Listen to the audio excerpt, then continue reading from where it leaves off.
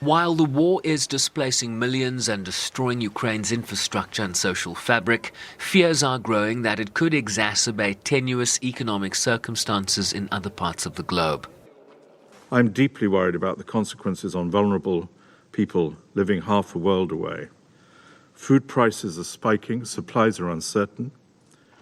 We didn't need that either. People in the Sahel, in Yemen, the Horn of Africa, Afghanistan, Madagascar, and already face profound food insecurity. Record-level fuel prices means life becomes harder still in places like Lebanon, where generators keep hospitals open and water treatment plants working.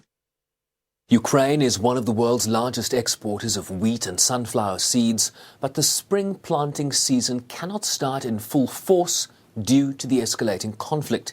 Concerns also that a reduction in both Russian and Ukrainian wheat on the international market could see price increases in the near term on items like bread, meat, beer and sunflower oil, among a host of goods. Russia and Ukraine account for about 29% of global wheat exports, with concern that the humanitarian impacts of the war will be felt far beyond the two countries' borders. The closure of its ports as a result of the conflict, not to mention the destruction of infrastructure, is going to result in few grain and fertilizer exports. The resulting sharp prices increase are likely to plunge multiple countries into food insecurity and, as a result, possible political turmoil.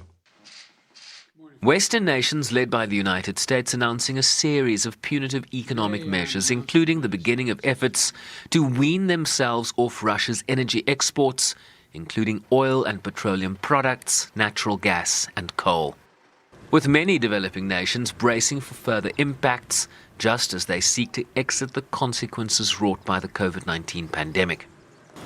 The International Fund for Agricultural Development says that 40% of wheat and corn exports from Ukraine go to the Middle East and Africa, regions already grappling with acute hunger issues and where further food shortages or price increases could stoke social unrest. Sherman Bryce's SABC News, New York.